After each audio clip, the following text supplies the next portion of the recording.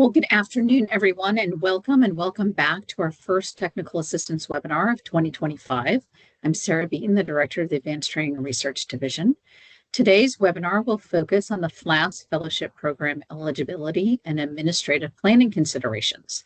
My colleagues Tim Duvall and Brian Swick prepared a thorough and detailed presentation, and the PowerPoint slides will be posted to IFLE's website. As always, today's webinar will be recorded and will also be posted on IFLE's website. FLAS fellowships are vital in fostering expertise in less commonly taught languages and area studies, equipping students for careers in academia, government, and beyond. The FLAS program plays a transformative role in shaping globally competent professionals. IFLE's recent FLAS Fellows survey shows that 84% of respondents found their fellowships essential in developing global competencies such as cross-cultural communication and diverse perspective analysis. Additionally, 62% report using their language skills frequently in their careers, with many claiming enhanced marketability and career opportunities. Today's webinar will provide an overview of fellowship eligibility requirements, application processes, and best practices for administrative planning. Presently, we do not have competition details, including deadline dates, priorities, or technical review forms with assigned points. We will provide these information later in 2025. We appreciate that you are a dedicated and diverse group of professionals who share a passion for advancing international education, and particularly the focus on less commonly taught languages. We encourage you to discuss, debate, and collaborate with your colleagues internally and externally as you pursue strategies to enhance and strengthen less commonly taught languages and area studies on your campuses. This is an important moment to highlight how your programs are supporting and advocating for less commonly taught languages on your campuses and beyond. Whether through curriculum development, outreach initiatives, or student support, we encourage you to be bold and creative in advancing this goal. It is essential that we continue to build awareness and institutional support for these languages, many of which are underrepresented in higher education, and critical for building an globally informed and prepared workforce. Thank you once again for your time, commitment, and your ongoing efforts to support international education and language learning. I'm now going to turn it over to my colleague, Tim Duvall, who will present today's webinar. Thank you so much. Thank you, Sarah. Let me just echo Sarah in welcoming you to our first webinar in 2025 and the last of our webinars with regard to the changes in the regulations. And those regulations will go into effect in August of this year. Today, we're going to cover FLAS eligibility and administrative planning considerations. You can see here that we've done a number of other webinars. There are links to them on our YouTube channel. If you happen to miss any of them, you can go and watch them there. If you didn't miss it and you want to watch again, please feel free. And finally, we're also announcing a new webinar on February 20th at 2 p.m. Eastern Time to talk about NRC and FLAS competition updates.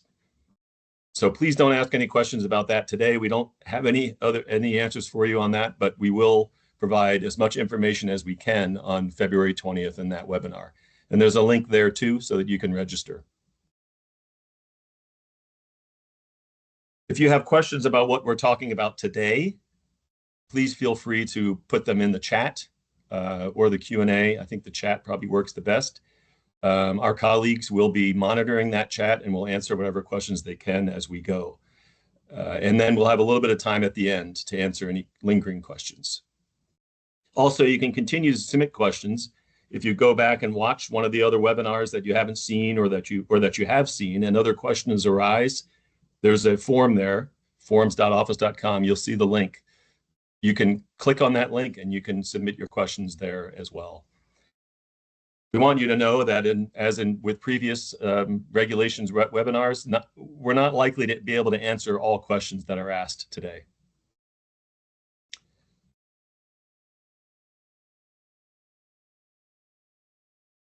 So here's a quick overview of what we're going to do today. First, we'll do an overview. So that'll be a little deeper than the overview I'm doing right now. Then we will talk about fellow eligibility and study requirements. We will talk about fellowship payments, fellow selection, as well as grant and fellowship administration. I'll turn it over now to Brian. Thanks, Tim. So as Tim mentioned, we'll go into a brief overview of the FLAS Fellowships program, and then we'll dive into the meat of the changes that come from the new regulations. Some of this may be review if you're already quite familiar with these programs, but we want to make sure that we're setting a baseline so that we're all using a common vocabulary and coming from the same place. However, as Tim already mentioned, this is the last in a series of webinars, and so we do strongly encourage you, even if you're not interested in the National Resource Center's program in particular, to go back and review those other webinars as well, because those do contain information about the FLAS Fellowships program as well. So on this slide, I just want to quickly introduce the FLAS Fellowships program, which is the Foreign Language and Area Studies Fellowships program, as seen here, which comes directly from the new regulations. The FLAS Fellowships program delivers grants, which are regarded as allocations of fellowships to institutions of higher education, and institutions of higher education serve as the grantees, who then distribute fellowships to students at those institutions. And this is broadly in support of the development of a pool of international experts to meet national needs by supporting education in foreign language and area studies. Now, in terms of the regulatory changes that we've been talking about in this series of webinars, there are several that particularly relate to the FLAS Fellowships program. And if we're thinking about the sum total of what these changes mean and do, we could say that the revised set of regulations promotes alignment with program purposes, requires the designation of a geographical area of focus for all allocations of FLAS Fellowships, which, as I already alluded to, is the subject of an entirely separate webinar that you could go look at. We also believe that the set of regulations clarifies and streamlines the selection criteria, which will come up repeatedly today. And in addition to that, we have added the student educational program eligibility criterion into the FLAS Fellowships program, which we'll be talking about at length today. And in addition, as we already alluded to in a previous webinar, there are new selection criteria for the FLAS Fellowships program, which should be enforced for the next competition.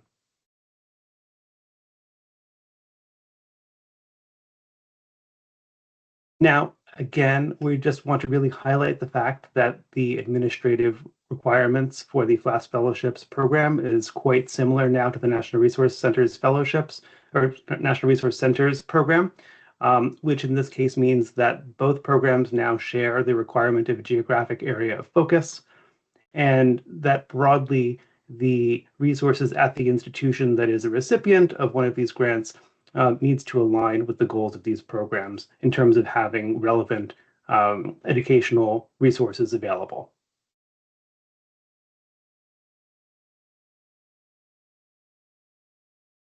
And just in terms of introducing you to the vocabulary that we'll be using today, whenever we speak of an allocation of fellowships, in most other contexts, we would just refer to this as an institutional grant. This is the award that an institution of higher education, typically a college or university, receives from the Department of Education under this program. When we use the term approved center, this is just shorthand for referring to a grantee that is both a National Resource Center as well as a recipient of a grant under the FLAS Fellowships program. When we use the term approved program, we simply refer to all other grantees under the FLAS Fellowship program that are not a National Resource Center. When we refer to a fellow, this means a person who is receiving a fellowship through one of these grantees under this program. And when we're referring to the fellowship, we're primarily referring to the payment that the fellow receives. And so this is what we mean. And under no circumstances, when we're using terms like approved center, do we expect that applicants or grantees must be a National Resource Center's program recipient. They, in fact, can be a standalone recipient under the FLAS Fellowships program. So there should be no confusion on that front. And again, as I signposted earlier, please note that if you're interested in taking a deeper dive into a discussion of the geographic area of focus requirement, program purposes, or selection criteria, our previous webinars addressed those topics at length, even though they may come up in passing today.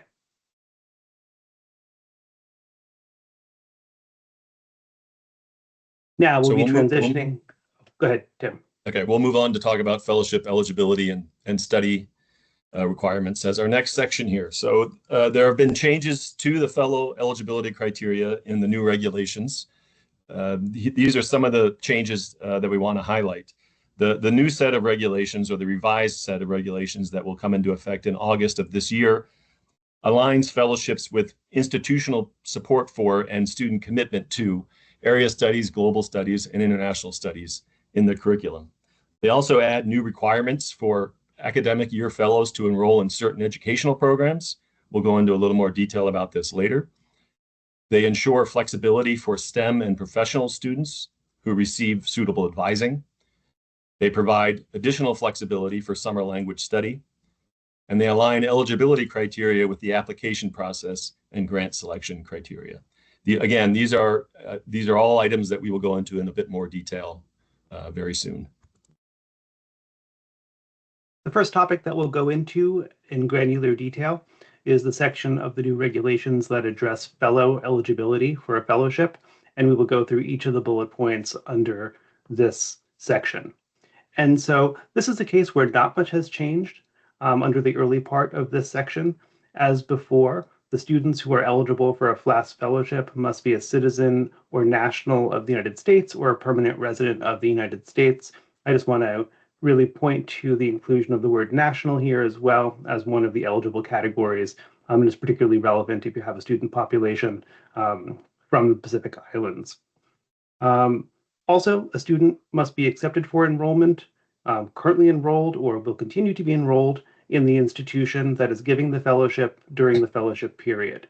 And again, this is a little bit of a change from previous wording, but the meaning is essentially the same, which is to say that the recipient of a fellowship should have that student connection to the institution that is granting the fellowship. Along with those requirements for eligibility, the student must also demonstrate commitment to the study of a world area that is relevant to the allocation of the fellowships, and potential for high academic achievement based on things like grade point average, class ranking, or other measures that the institution might determine.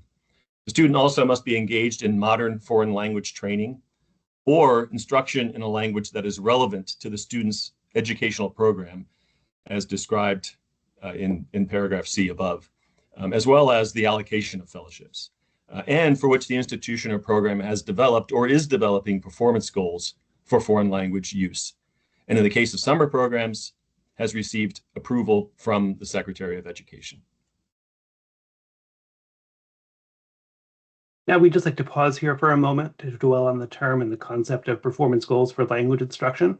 And we want to highlight that this is terminology that is drawn from the statute, which is why we are using it in the regulations and administration of the program. Now, what do we mean by performance goals for language instruction? Broadly speaking, we're referring to any set of external standards that help guide both the instruction and evaluation of fellows and language programs more generally. These might be familiar to many of you in the particular forms of ILR standards or ACTFL standards or CEFR standards or other standards that you may have at your institution or that you're familiar with from having worked with instruction in a particular language.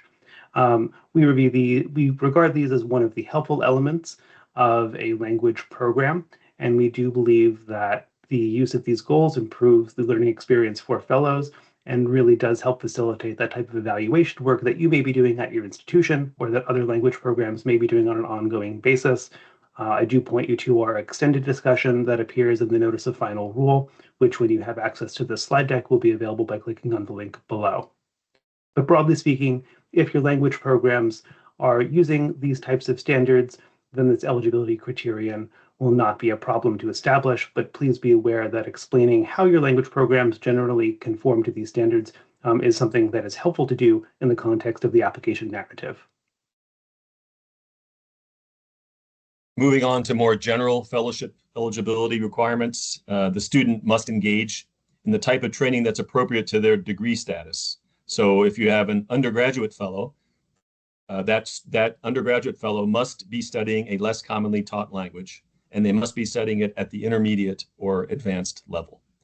For non-dissertation or pre-dissertation level graduate students, so master's students and PhD students who haven't yet taken their exams and become candidates or aren't actually writing their dissertation, that the study must be of a modern language at the intermediate or advanced level, or it can be at the beginning level as long as you can demonstrate advanced proficiency in another language relevant to the field of study, or obtain permission from the Secretary of Education. For dissertation level graduate students, so students who are on a dissertation writing fellowship, they must engage, or research or writing, they must engage in dissertation research abroad or dissertation writing in the United States, and they need to demonstrate advanced proficiency in a modern foreign language that's relevant to the dissertation project, and also to the allocation of fellowships. And they must use modern foreign languages relevant to the allocation in their dissertation writing or research. So now we move into considering the educational program criterion requirement, as we've been calling it, as you see here in paragraph F. This slide addresses how that requirement will function for fellows or students who are engaged broadly in the study of international studies, area studies, or related fields. And please note that the educational program requirement is a concern for academic year fellows, but not for summer fellows. This is something we'll come back to later. So this is one of the major pathways that we envision the educational program requirement coming into force. And this says that one pathway to eligibility for the academic year fellowship is for students to be pursuing an educational program that requires or ordinarily includes instruction in at least one modern foreign language that's relevant to the allocation of fellowships, as well as instruction or supervised research in area studies or the international aspects of various academic fields. And so this really tries to anchor the fellowship with a formal program of study that incorporates both the area studies as well as foreign language element into one package.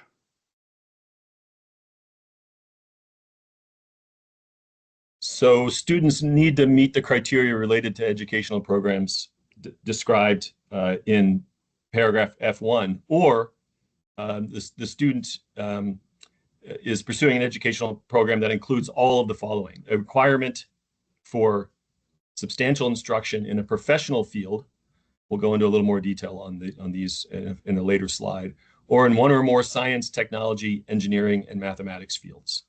The option to incorporate international aspects of fields of study through the instruction in area studies and at least one modern foreign language. So you have to do area studies and a modern foreign language, and also meet the requirements for duration and purpose as well.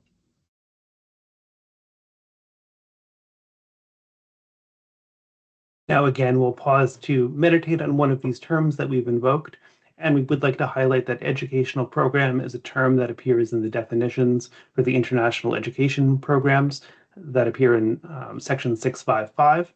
However, please note that this is not a definition that we ourselves have created within IFLE, but in fact, it's one that we're borrowing from elsewhere, and that's used in the department and more broadly in the field of higher education. But in short, an educational program refers to a legally authorized post-secondary program of organized instruction that meets the qualifications you see here, but generally it aligns with earning a credential or a degree. And as we'll explain later, we do encourage you to think broadly about how the various formal components of the curriculum that undergird that program, degree, or certificate can be used to satisfy the educational program requirements that we've just mentioned in the preceding slides.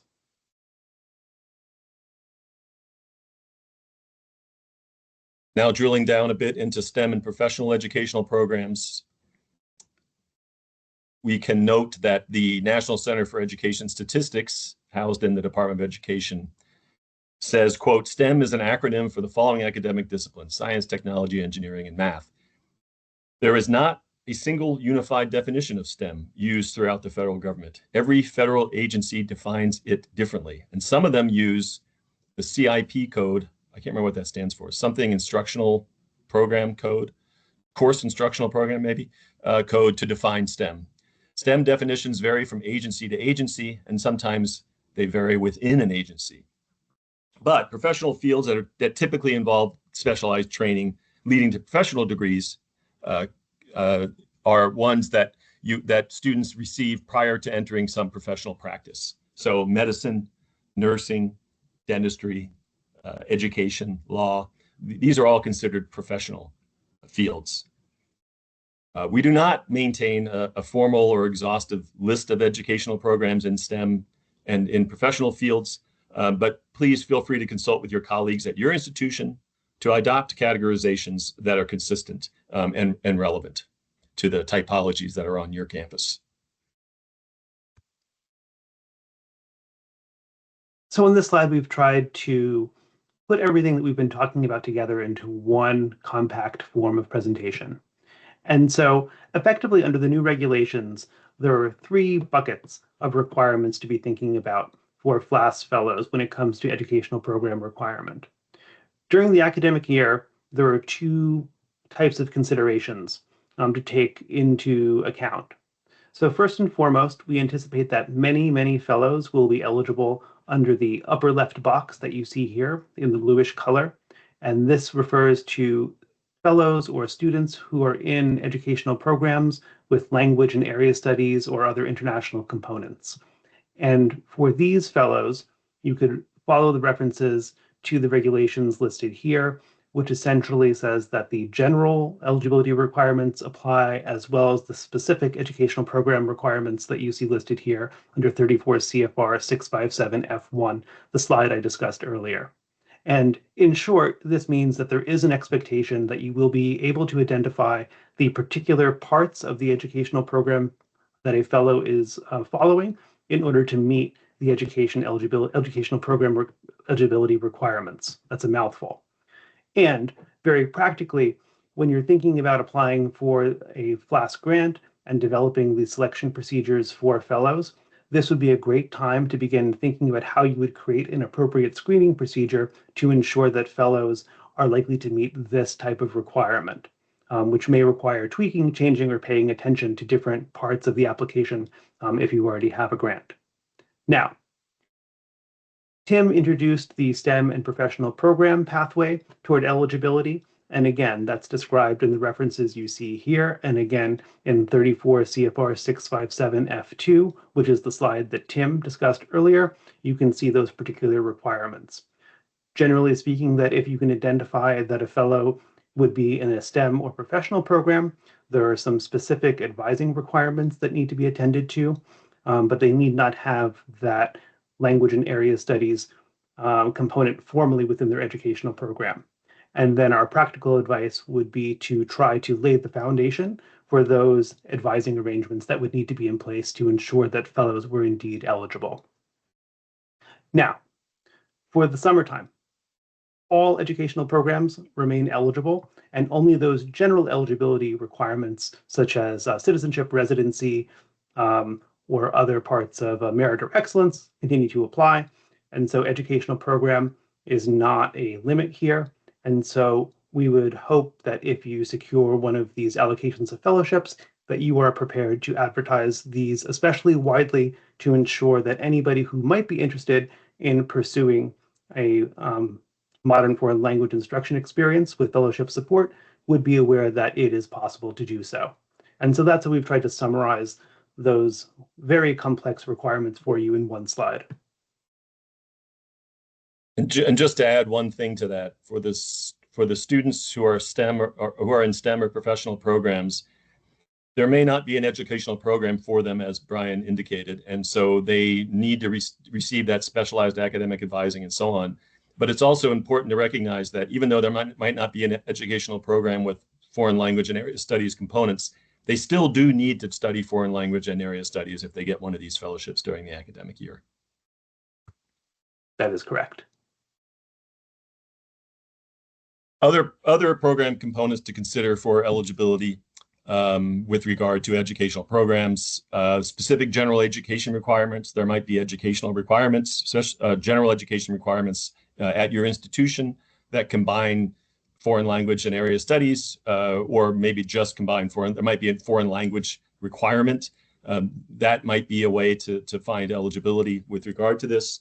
There are other things like majors, minors, specializations, certificates, concentrations, and so on that might have these components as requirements, and other things. And we'll go into a little bit more detail on this in a subsequent slide as well. But you might find that common programs and components in the application narrative, when addressing selection criteria related to curriculum and instruction, provide a foundation for identifying eligible educational programs for this program. Now, to really dig into providing some examples for you to think about, we've tried to collect some examples that we think would not necessarily meet this eligibility criterion. And we really want to highlight that when we're talking about the educational program, it really is an issue of curriculum and intentional design of the learning experience for students and fellows. And so it really is an opportunity for you to look at the curriculum that fellows are pursuing or that applicants are pursuing, and don't just rely on the name of the program alone. You really may need to look at the various course requirements in order to ensure that all students who should be eligible are in fact eligible. And although we are strong supporters of foreign language education, mere willingness to enroll in a language course during the fellowship period is not the same thing as meeting the educational program requirement for particularly those who would qualify through the international area studies and foreign language pathway rather than the STEM and professional students pathway. And so it's not just willingness, there really needs to be a fit between the educational program that a student, applicant, or fellow is pursuing and the requirements of the program. And similarly, intent alone is not enough in this particular case. We would typically expect that during the fellowship period, the student would need to be enrolled in that program that would have those requirements. And again, as Tim was saying, you may find that when you dig down into it, for example, particularly at the undergraduate level, almost all students may be eligible depending on how the general education requirements at your institution are structured. And again, we encourage you to think broadly, looking at the various requirements, especially at the graduate level. And again, you may find that many programs would in fact be eligible. However, simply, again, the ability to take a course during the fellowship period may not be enough, particularly if you're trying to qualify through the area studies, international studies, and foreign language pathway rather than the STEM pathway. But once again, this is, again, really just a concern for the academic year and not the summertime.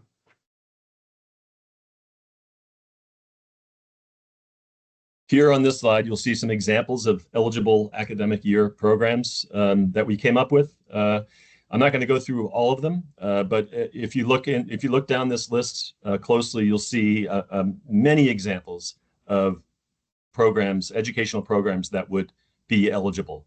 Let me just point out a couple of them. An undergraduate student in a mechanical engineering program who is pursuing a global studies minor that incorporates world language and area studies courses. So you have the language, you have the area studies. The student is enrolled in that minor, even though they're a mechanical engineering major. That student is going to qualify. That student will be eligible to receive one of these. You might have a student with a concentration in political science and a departmental requirement to demonstrate a minimum level of proficiency in at least one language other than English. That is a program that might be eligible. So there's all kinds of ways to find these types of educational programs out there. And then at the bottom, you'll see a link when these slides become available on our website. You'll be able to click on this link, and that'll take you to our more extended discussion in the notice of final rule. And hopefully that'll answer any questions that you have. But if you have any others, you're always free to reach out to us. And as we've said earlier, we've really tried to, try to provide these examples for you. And we really want to highlight that, there is some limits to what we would envision would be eligible under these requirements. And so, for example, if a master's student is majoring in communications with a specialization in intercultural communication, but the degree or program has no world language requirement, it's not likely that that program would be eligible. Or if a PhD student in a particular field does not have any world language proficiency requirement, then again, that would probably not be eligible. And again, if we're thinking about undergraduates, if their academic focus is narrowly tailored to the United States and there are no other parts of their degree program, be it a major, minor, or general education requirement, that would incorporate world languages as well as area international and global studies, we probably would not be eligible under this requirement. And so neither of these lists is meant to be exhaustive. It's really to be suggestive. And if you do find that you are a grantee institution under this program, we as program officers will be able to talk through particular cases and provide technical assistance as necessary, because we do understand that a lot of this will be very much bound up in the context of your particular institution and in fact potentially in the particular circumstances of an individual fellow. So we will be available to provide guidance when it becomes necessary to do so.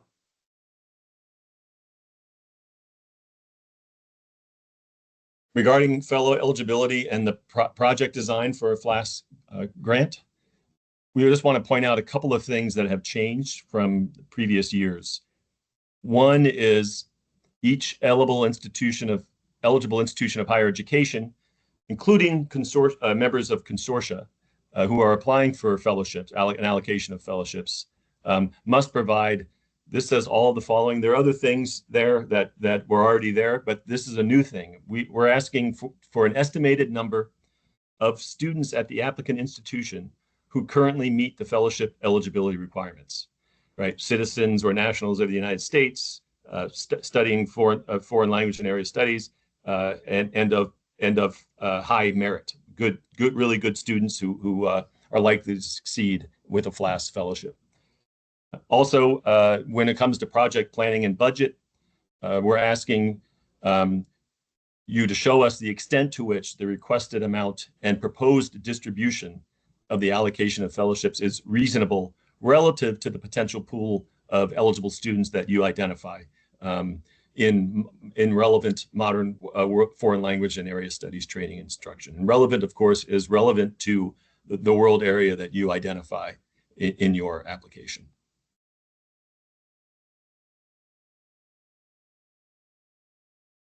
Now, as Tim mentioned, many of the existing requirements about study still apply, and we will begin to talk about some of those in this particular slide. First and foremost, we did codify the capability of distance or online education to the FLAS Fellowships program. And as is the current practice, which will now be formalized under the new regulations, fellows may satisfy course requirements through instructor to offer via distance education. And that is now a part of the regulations. Again, as Tim mentioned before, in terms of study requirements during the fellowship period, you'll see those spelled out here under paragraph B, duration and purpose. And so during fellowships lasting 1 academic year, we would expect a fellow to enroll in a language course per term and at least 2 area studies courses per academic year. For an academic year for dissertation research abroad, for doctoral candidates, we would expect the fellow to be using advanced training in at least 1 foreign language, to have that advanced level proficiency to enable them to do research. And we would also review their work plan for the year to make sure that it really engages that language and fulfills the goals of the fellowship.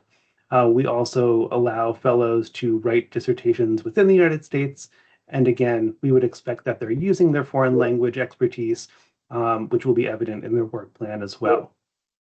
And then for summertime, we would expect fellows to engage in the equivalent of an academic year of study through intensive level language study, as we discussed in a previous webinar.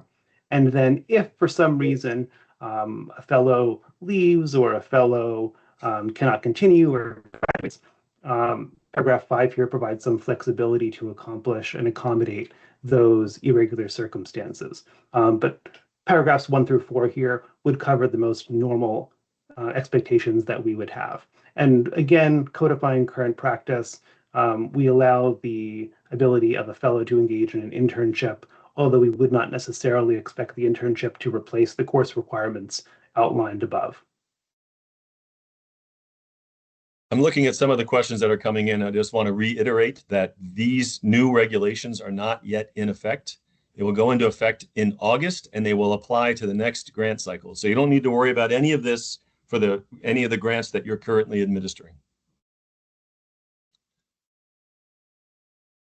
So Brian referenced intensive language instruction. We have a definition for it at 34 CFR 655.4. It means the instruction of at least 5 clock hours per week during the academic year, or the equivalent of a full academic year of language instruction during the summer. If you ask what clock hours are, those are also defined in 655.4.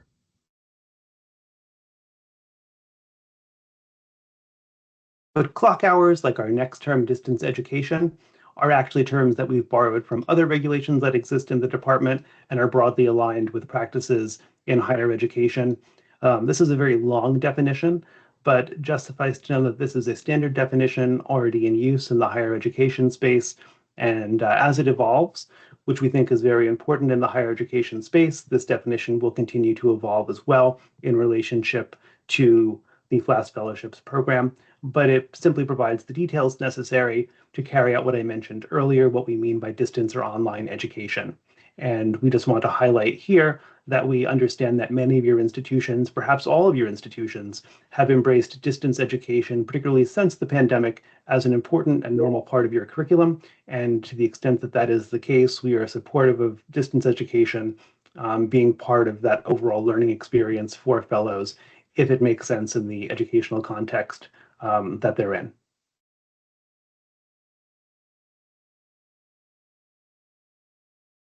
Regarding the design of your FLAS projects and how they relate to academic offerings, 34 CFR 657.21 provides some insight on that for you.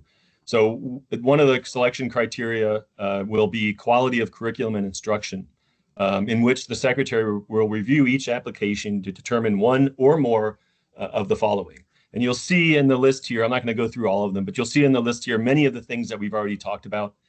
For example, under number 3, the extent to which the institution's instruction in modern foreign languages is relevant to the proposed allocation of fellowships.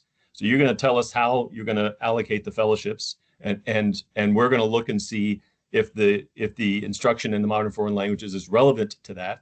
And also, we're going to check and see that there are stated or you are developing performance goals, again, going back to something that we've already talked about, for functional foreign language use, as well as the degree to which those performance goals are met or are likely to be met by students. There are other things too, the extent to which instruction in modern foreign language is integrated with area studies courses. For example, area studies courses that are taught in modern foreign languages. And then there are a couple of others there. You can read those in detail when you have time. But these are the things that we're looking for when it comes to the way that you're designing your FLAS project. And picking up on this theme of project design or thinking holistically about how everything comes together when applying for one of the FLAS Fellowships grants as an institution, we really want to highlight that the projects ultimately should create a structure for a vibrant, open competition among fellows to receive support. And program regulations provide applicants, that's institutions represented by all of you at this webinar, with substantial flexibility in designing a project. And some of you, maybe many of you, are aware of this flexibility, which is to say that at the time of application, we strongly encourage you to be open to granting all kinds of fellowships that we've mentioned so far, undergraduate, graduate, dissertation, non-dissertation. But for various reasons, when you're designing your project, you may decide to exclude one or more of these categories. For example, if you discover that you do not have any undergraduate students at your institution that would be engaged in a particular field of study, you may, at the time of application, exclude undergraduate students from the design of your project. Or if you know that there are no graduate students, perhaps you don't want to request any funding for graduate fellowships. Or if you know that you will not have any dissertation fellows, then you could also say, we will not grant dissertation fellowships. But note that any types of limitations that you introduce in the context of your application narrative will be held to be conditions on your granting of fellowships after the award if you're selected for funding. And so we strongly encourage that if you introduce any of these limitations as part of your project scope or design, you really may want to consider how these limitations may reduce the flexibility that the regulations otherwise give and may make it more difficult to attract the highest number of qualified and eligible candidates to your local competitions for fellowships. But we just want to highlight these because these are available as flexibilities, but then you are bound by the various limitations that the application may mention. So just be aware that if you mention one of these limitations, you should not expect to be able to change them necessarily during the fellowship or during the grant period. Now we'll move on to fellowship payments. First, what is the amount of a fellowship? Each fellowship consists of, at minimum, two things, possibly three: an institutional payment, a stipend paid to the fellow, and any additional allowances that are permitted. So a fellowship can include additional allowances in addition to the stipend if the secretary announces that those allowances are allowed. If the institutional payment determined by the secretary is greater than the tuition and fees charged by the institutional payment portion of the fellowship is limited to actual costs. That does not apply to stipends. The student is entitled to their full stipend in every case. But with institutional payments, sometimes the amount of money available is more than the tuition being charged. And in those cases, the institutional payment portion is limited to any actual costs with relation to this. The way that these amounts are determined and whether or not there are any allowances allowed are announced by the secretary in the Federal Register. So the amounts of stipend and institutional payment for each type of fellow during an academic year, that's announced in the Federal Register. If there is no new announcement by the secretary, then any previous amount that has been announced is the amount that applies. The same thing goes for the stipend. Whether or not any travel allowances are permitted, if that's been announced at some point and not renounced, then that still applies. Whether or not there are dependent allowances, there aren't currently dependent allowances, but it is possible for the secretary to announce such a thing, and the secretary would do that in the Federal Register. The amounts of any permitted allowances would also accompany such announcements in the Federal Register. So allowances, any allowances, travel, dependent, anything else, are only permissible if the secretary announces that those allowances are permitted. And then finally, D basically goes back through what I just said. If it hasn't been announced, I mean, if it has been announced previously and has not been renounced, then it continues to be policy. So another way to look at it is to look at it graphically in this way: institutional payment plus stipend plus additional allowances equals FLAS fellowship. So an institutional payment is available to all fellows. It covers tuition and fees, and it's limited by actual costs and the fee composition that's available. The amounts currently are $18,000 for graduate, $10,000 for undergraduate, and $5,000 for all summer fellows. For the stipend, it's available to all fellows. It provides fellow support, and it's generally compatible with other forms of student financial support. The amount currently for graduate students is $20,000. For undergraduate, it's $5,000. And for the summer, it's for all fellows, whether they're graduate or undergraduate, it's $3,500. And then additional allowances, the only current additional allowance that has been permitted is in the summertime, where all fellows, undergraduate or graduate, are entitled to up to $1,000 for international travel, provided that money is available and you want to allocate it to those students. That's one that not necessarily every student is going to be able to get, but every fellow is going to get a stipend. Every fellow should get an institutional payment. And there might be some fellows who are able to use in the summertime up to $1,000 for international travel. So here's one of the definitions that applies to this program: an institutional payment. It means the fellowship, the portion of the fellowship used to pay the tuition associated with a fellow's training or instruction, and any associated student fees that are required of such a large proportion of all students at the institution receiving an allocation of fellowships or at an approved language program. So if it's required that students are provided health insurance, for example, that many institutions now automatically charge a student a fee for health insurance, that would be a fee that would count, you would be allowed to use if most or all students were required to pay that fee. So if most or all students are required to pay a particular fee, that's a fee that can be covered under the institutional payment. Stipend means the portion of the fellowship paid by the grantee to a fellow in support of living expenses and the costs associated with advanced training in a modern foreign language and area studies. So they might use it for housing, for food, for research or course materials, and so on. All of that is fair game for stipend money. A travel allowance means the portion of the fellowship used to pay for reasonable costs associated with the fellow's travel to or from a site for language instruction or training during the fellowship term. And then we list some of these things: transportation costs, visa fees, other reasonable costs that directly support the safety and security of a student when they're traveling outside of the United States.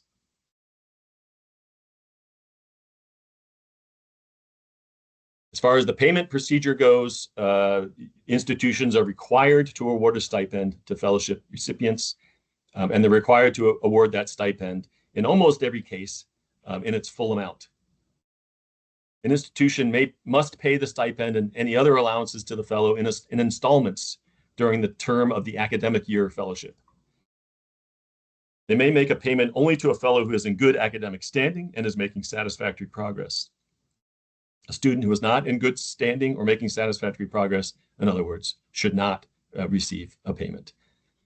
The institution must make appropriate adjustments of any overpayment or underpayment to a fellow, and any payments made for less than the full duration of a fellowship must be prorated to reflect the actual duration of the fellowship. Sometimes, every now and then, the secretary will approve a half-year academic year fellowship, for example, in certain circumstances.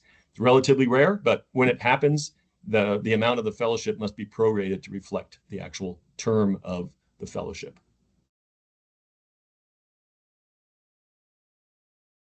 So I can take it from here, and we'll dive into fellow selection as a part of the FLAS Fellowships program.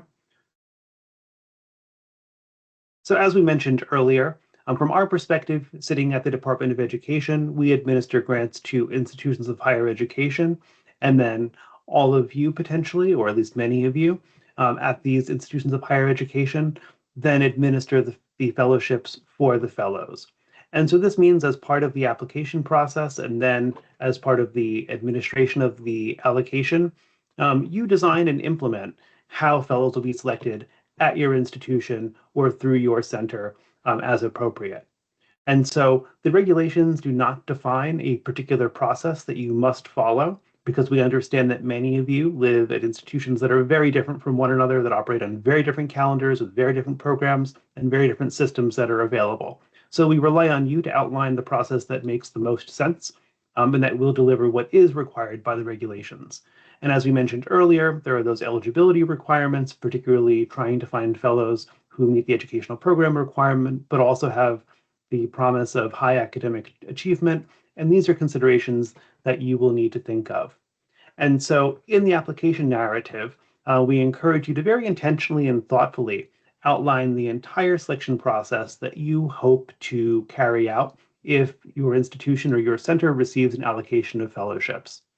And again, following on this theme of flexibility, you really have the opportunity to think about the program purposes, program requirements, fellow eligibility requirements, and all of the characteristics, policies, and procedures within your institution when coming up with this selection process.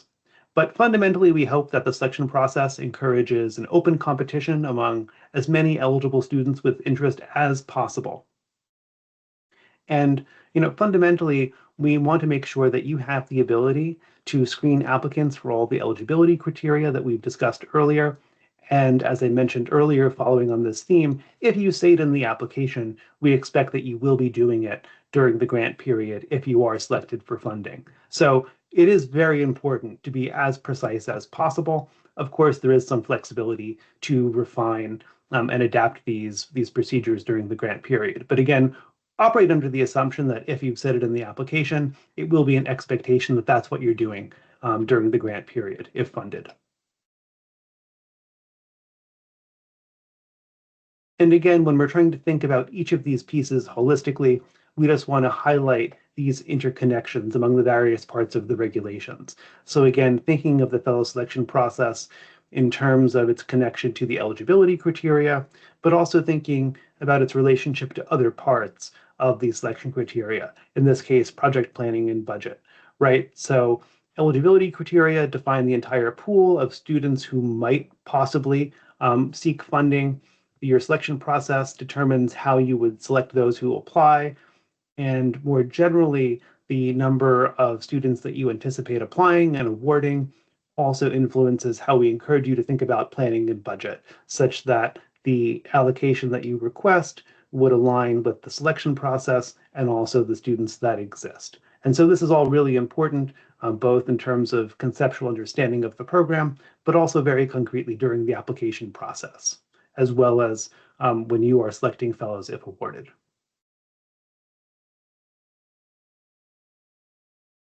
And again, just to really point out what we mean by the selection process and the various parts that you can address in the application narrative, see some of the examples here. So you may want to highlight your plan for recruitment and advertisement. Highlight how students would submit applications and what tools are available for you to receive applications. Any particular selection criteria or priorities that you intend to use that go beyond those outlined in the regulations, so that we have a sense of what your institution is selecting for. Any other requirements that you might need at your institution that would facilitate selection. But of course, anything that you require must be consistent with those for the program. And we'll be able to provide technical assistance if you have any questions in the future. We also would like to see who is doing the selecting, who is on the selection committee at your center or at your institution, what is your timeline for notifying students, and any other parts of project design that might touch upon fellow selection, particularly if you're talking about how you're thinking about areas of national need or encouraging employment in those areas, etc. And again, really bringing this holistic view toward tying these various aspects of the program together.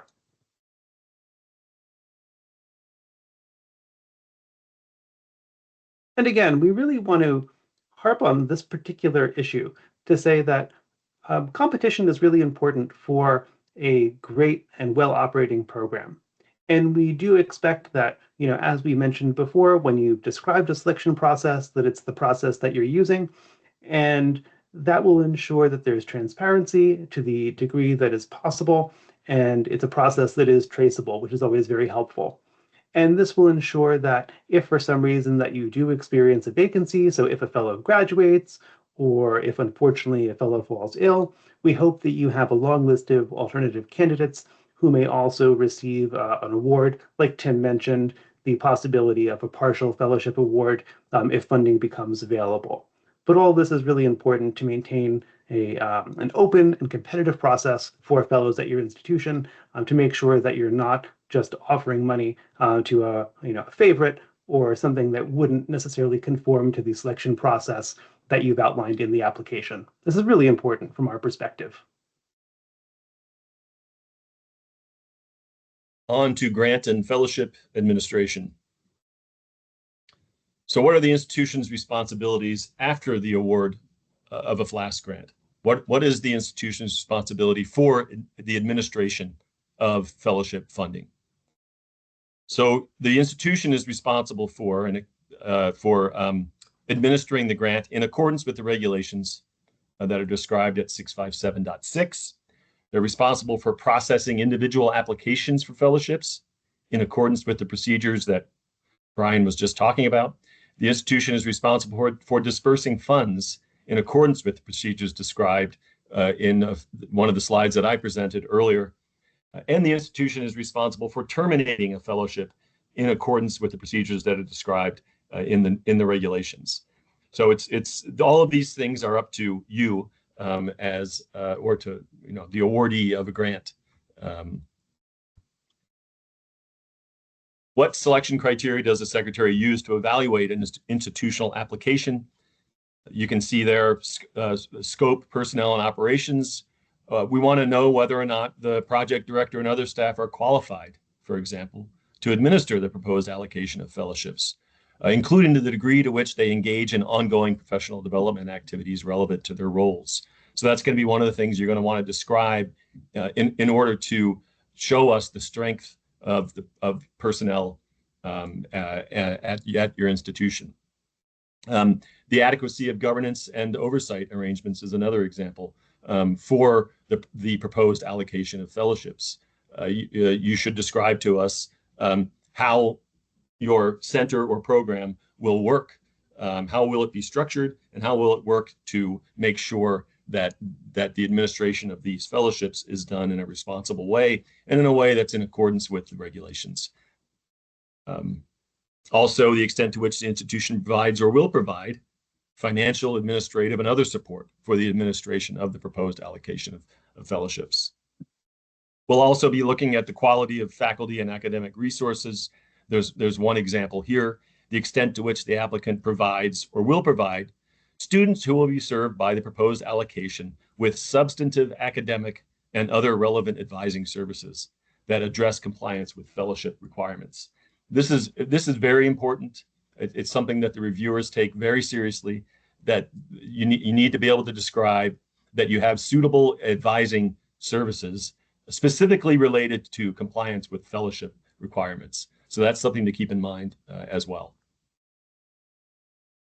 As far as reporting is concerned for both grantees and fellows, each institution of higher education, each member in a consortium of institutions of higher education, and each individual fellow or fellowship recipient under this program must submit performance reports in such form and at such time as required by the Secretary. Okay, so that's in the new regulations. It wasn't spelled out quite as clearly in the current regulations, but in the regulations that will go into effect in August, this is going to be very clearly expressed. The institutions and fellows are required to submit performance reports in such form and at such time as determined or required by the Secretary.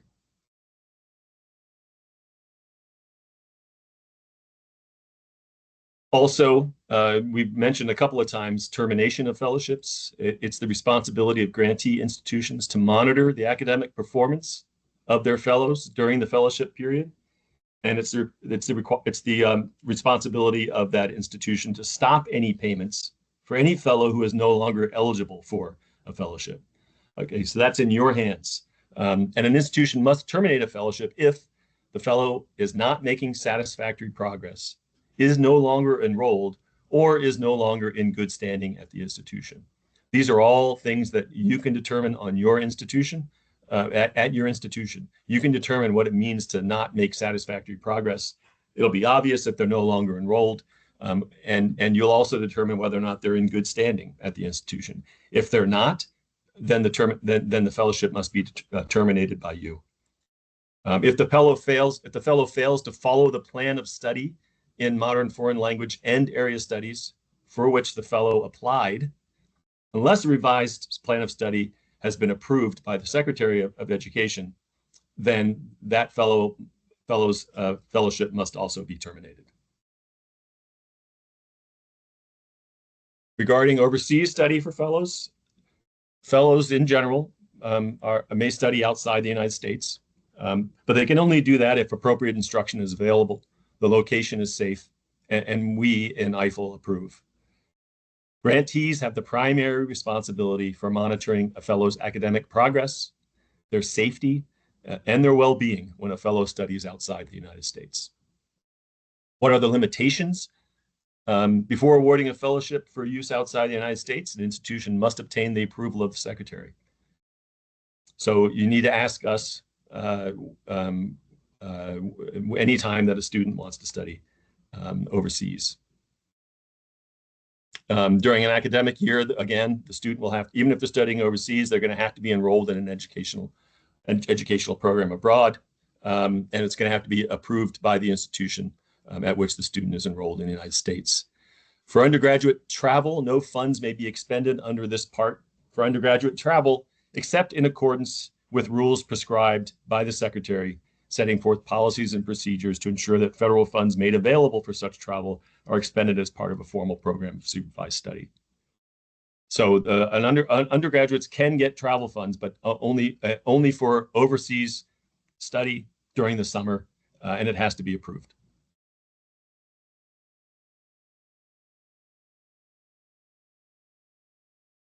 Grant-funded travel should follow an institution's established written travel policies. Most of your institutions will have written travel policies. And if you do, you have to submit a description of the travel policy with your application. If one doesn't exist, then you need to state that your institution doesn't have a travel policy. Either way, if federal funds are being used for travel, they must adhere to the laws and regulations associated with using federal funds for travel, especially for international travel.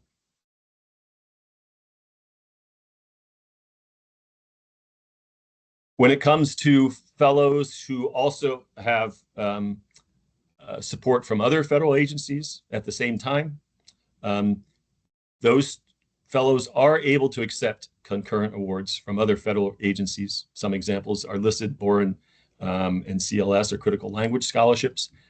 But they can only do that provided that the other federal awards are not used to pay for the same activity or cost allocated to the recipient's fellowship. It's often the case that isn't the case, that there isn't any overlap, and if not, then they're allowed to accept both awards. Still, if a fellow accepts concurrent awards from other federal agencies, they must tell us. They must inform us that they have. They must inform you, and you inform us that they have this other support. Also, we want to point out that there are no administrative costs provided for the FLAS program. The indirect cost rate for an allocation of fellowships is 0%. You all know this, but we just feel a need to emphasize it. No FLAS money can be used to fund any kind of administration of the fellowship. So it does not allow administrative costs. Also, grantees must administer the allocation of fellowships that was awarded. They may transfer funds when paying for the tuition and fees of their own fellows to attend a program at another institution. They may do that, but the fellow has to be theirs. But they may not transfer unspent or excess funds to another institution for that other institution to administer additional allocation of fellowship. So you can pay for your own student to study at another institution as approved, but you can't just transfer money for a grantee to pay for their own fellows or for fellows on their campus or at their institution.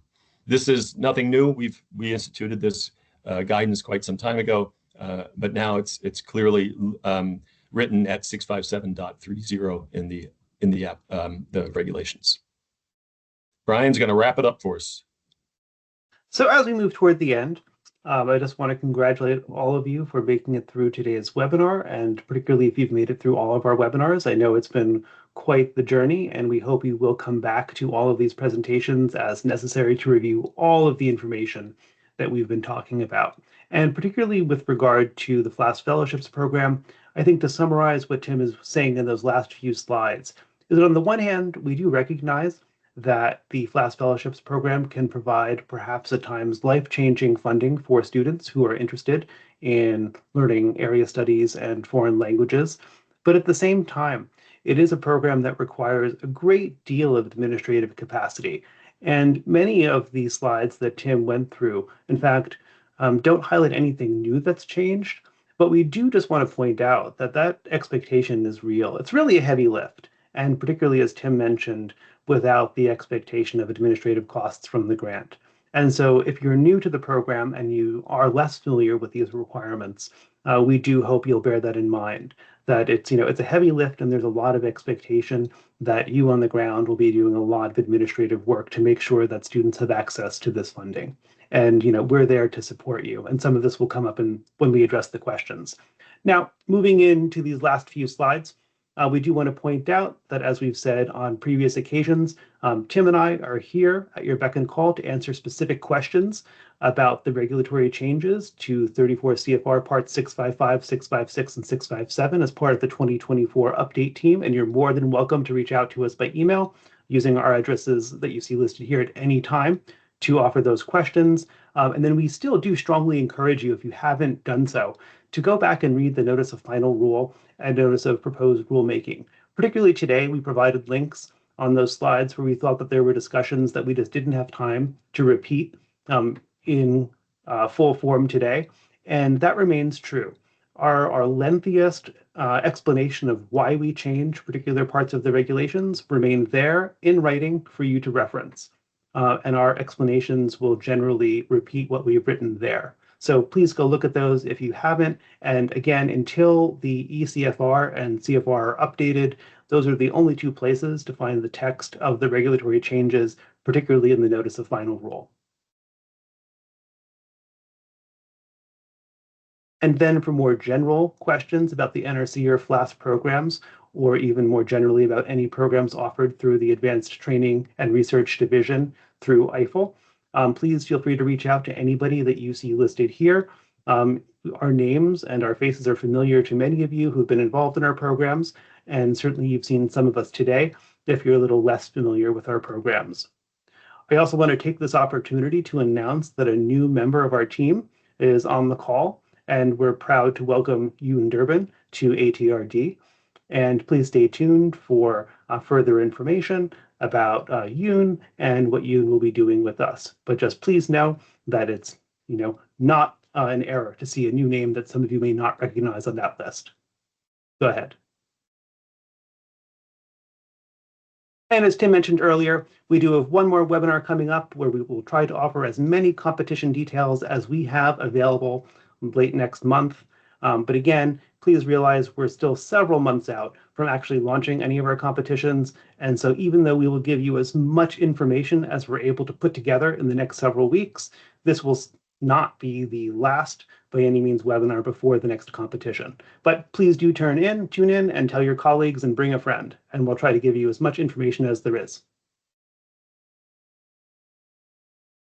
And as always, note that we try to communicate through as many media as possible, and this presentation should be available eventually on the website. So please do be aware that our website recently updated, and so if you're not, please note the new link here, and just try to keep apprised of all of our changes, happenings, and events, and have a great day. And I guess with that, oh yeah, we'll turn back to Sarah.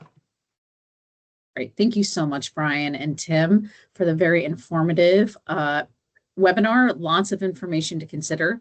We tried to answer many of the questions in the chat. We were not able to get to them all, but we will take them under consideration, and we are preparing FAQs, and they will be released later this year.